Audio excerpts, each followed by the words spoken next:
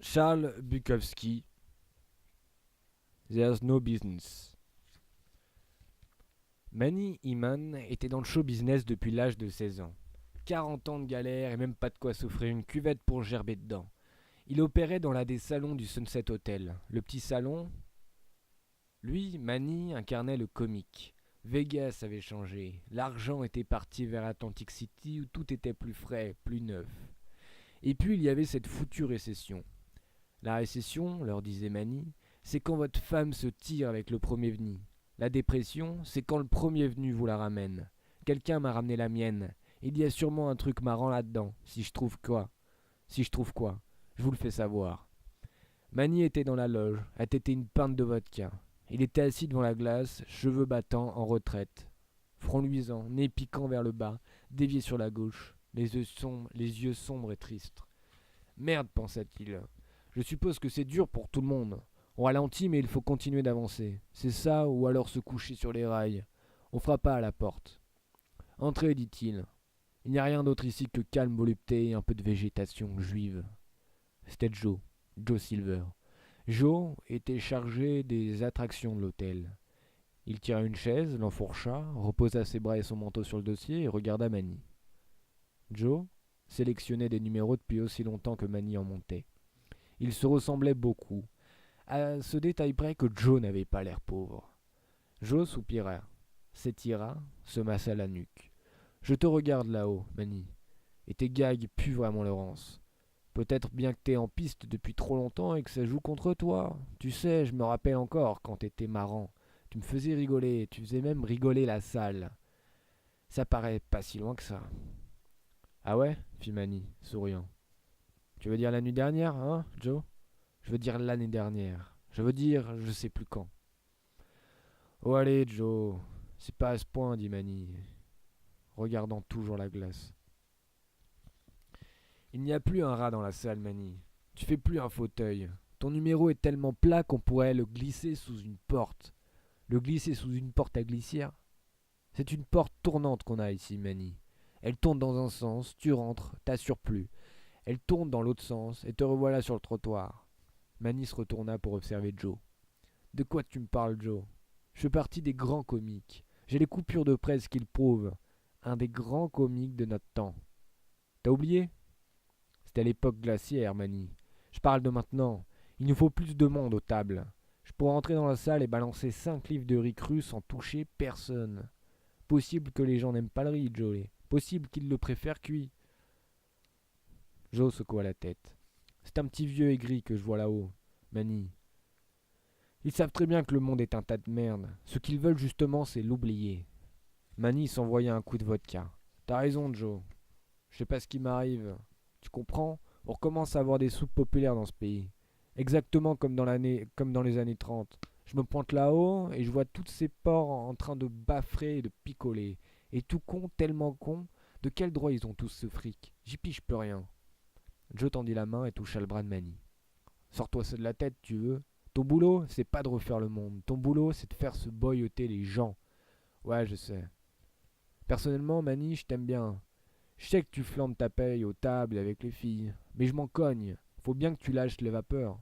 Pareil pour la vodka, tant que tu fournis.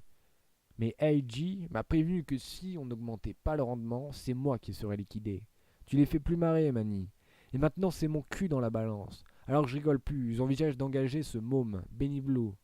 Lui, en plus des blagues, il fait des trucs salaces avec les bulles de savon. C'est un minable, Joe, un petit con minable. Tu sais ce qu'il a fait l'autre jour? Il s'est allumé à la coke et il a pissé sur une femme de chambre. Et puis, il lui a refilé 5 sacs. Et il lui a dit de revenir le lendemain soir pour le bis. J'ai entendu ça, mais sur les planches, il assure. Et moi, c'est tout ce qui m'intéresse. Je touche pas à la coke, Joe. Qu'est-ce que ça peut me foutre à quoi tu te touches? Qu'est-ce que tu fais qui... C'est ce que tu fais qui compte. C'est ton nom qui est écrit au néon là-dehors. Il n'y a plus personne aux tables. Merde, t'es pas au courant? C'est la crise, Joe. Et je t'en supplie, Manny. Plus de gags sur la crise. Tous les soirs, la crise, la récession. Tu les mets mal à l'aise. Ils veulent se marrer. Il y a quelque chose qui déconne, Manny. Ils ne viennent plus. Manny reprend une lampée de vodka, se retourna complètement pour faire face à Joe. Bon, laisse-moi te dire un truc. Ce qui déconne, c'est les danseuses. Ça fait 3 ou 4 saisons que tu exhibes les mêmes nanas dans les mêmes costumes. Leurs nichons commencent à pendouiller et leurs culs sont devenus plus gros que la dette nationale. Et elles tapinent après le boulot. Les Swanettes, merde, tu devrais les rebaptiser les Herpes Sisters. Personne n'a envie de regarder une bande de poufias plombées levées, la jambe en musique. On n'a pas de quoi s'offrir de nouveaux costumes, Mani. Tu sais combien ils coûtent ces costumes? Rajeunis au moins ce qu'ils contiennent.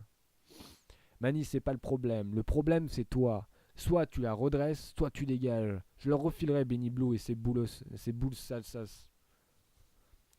Que je la redresse? Que je la redresse? C'est juste une expression, je veux dire. La barre, tu redresses la barre. Si c'est mon cul contre le tien, ça sera le tien. Merci bien, Joe. Tu dois savoir que Ginny a un cancer du sein. Je nage dans les factures d'hosto. On m'a dit ça. Manny tendit la bouteille à Joe. Bois un coup de vodka. Merci, Manny. Joe s'envoyait une gorgée. Dis donc, Manny, tu t'es débrouillé comment aux tables hier soir? Tu vas pas le croire, Joe. J'ai raflé le paquet. 15 cents papier. Super. Alors écoute, Manny. Ouais. Garde-les bien au fond de ta poche. Joe se leva. Allez, les fais pas rire. Fais-les pisser de rire. Fais-les chier de rire. Et si je les fais crever de rire? Ça aussi. Ça aussi. Manny était assis devant la glace, bien avancé dans la bouteille. Il entendait le baryton pousser sa sérénade foireuse. Il ne vannait jamais ce genre de con. Les bonnes femmes adoraient ça, et leur Jules encaissait, bien content de ne pas être ce type de chanteur. Le chanteur, Manny le connaissait. Un rebut du City College de Pasadena, avec des rouflaquettes jusqu'au fion. Cet enfoiré buvait des laits maltais vanille et jouait aux machines à sous avec les mémés. Il avait autant de classe qu'un trou de balle de chat. On frappa de nouveau à la porte. En scène, Manny. En scène, Manny. Il s'envoya une bonne lampée, se regarda dans le miroir et se tira la langue. La langue était gris-blanc. Il la remballa vite fait. Là-haut, c'était chaleur et lumière. Manny laissa ses yeux s'accoutumer. Vit environ 5 ou 6 couples aux tables. La sable en comptait 26. Tous les couples avaient l'air renfrognés. Ils ne se parlaient pas entre eux. Ils ne bougeaient pas, sauf pour lever leurs verres, les reposer, en commander d'autres. Eh bien, salut, mes amis, improvisa Manny. Vous savez qu'il n'y a pas tant de différence que ça entre moi et Johnny Carson? Carson porte un nouveau costard tous les soirs. Vous le verrez jamais 2 fois dans le même. Je me demande ce qu'il fait de tous ces costards. Une chose que je sais, il ne refile pas Ed McMahon. Silence. Ed McMahon est trop gros pour rentrer dans les calbutes à Carlson. Vous pigez? Bien sûr que vous pigez, c'est juste que c'était pas très drôle, je suppose.